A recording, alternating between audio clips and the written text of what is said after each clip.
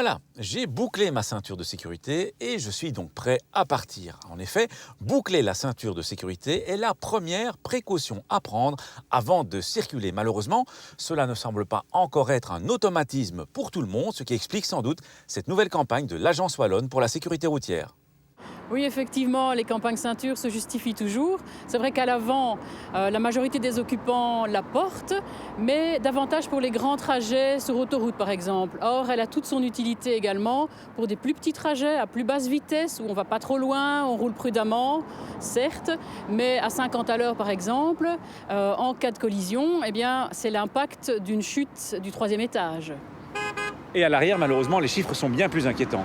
À l'arrière, effectivement, il y a encore pas mal de boulot parce qu'on constate qu'il y a près de 4 personnes sur 10 qui ne la portent pas encore. Et les lois de la physique sont les mêmes à l'avant qu'à l'arrière. En l'occurrence, même chose à 50 à l'heure. L'impact peut être très violent puisque le poids est démultiplié et donc un adulte pèse près d'1 tonne. Il y a ceux qui ne la portent pas et puis il y a ceux qui la portent mal, malheureusement. Oui, tout à fait. Il faut veiller quand même à la porter correctement. En l'occurrence, ne pas mettre la sangle sous le bras ou dans le dos. Ça n'a aucune utilité dans ce cas-là. Rappelons que les enfants de moins d'1,35 m doivent être transportés dans un dispositif de retenue adapté. 3 types de sièges, les sièges bébés, les sièges enfants et les réhausseurs.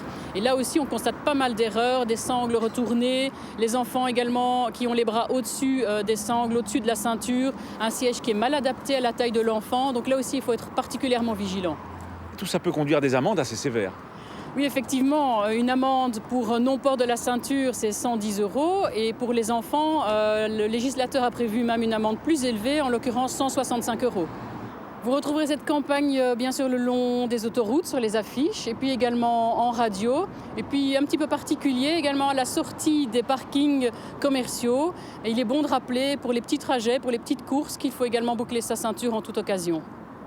Pour utiliser un vieux slogan très parlant, la ceinture, c'est un petit clic qui peut vous éviter une grande claque. La ceinture, c'est même l'invention qui a sauvé le plus de monde sur la route, autant dès lors en profiter, d'autant que l'efficacité de certaines autres technologies, comme l'airbag ou les prétentionneurs, dépend de son utilisation correcte. Bref, il y a toute une technologie que vous payez pour rien si vous ne la bouclez pas. À la question de la semaine dernière, il fallait répondre que le signal D1 signifie obligation de suivre la direction indiquée. A gagné cette semaine une enceinte Bluetooth lumineuse Lenco. La question ? L'amende pour l'adulte responsable d'un enfant non attaché correctement en voiture est de 55, 110 ou 165 €. Soit vous téléphonez au 0905 56 493, soit vous envoyez un SMS au 60 20 en tapant contact 1, 2 ou 3 et vos coordonnées complètes.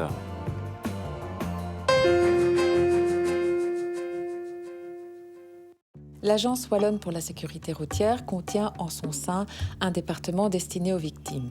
Toute personne concernée par un accident ayant entraîné des blessures corporelles ou des dommages moraux peut nous appeler.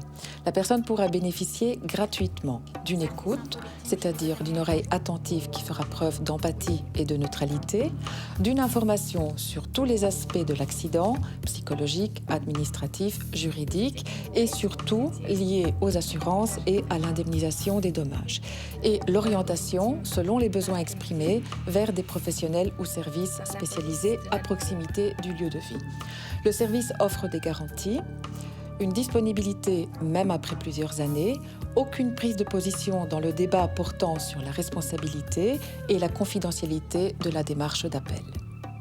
À la semaine prochaine et d'ici là, bonne route!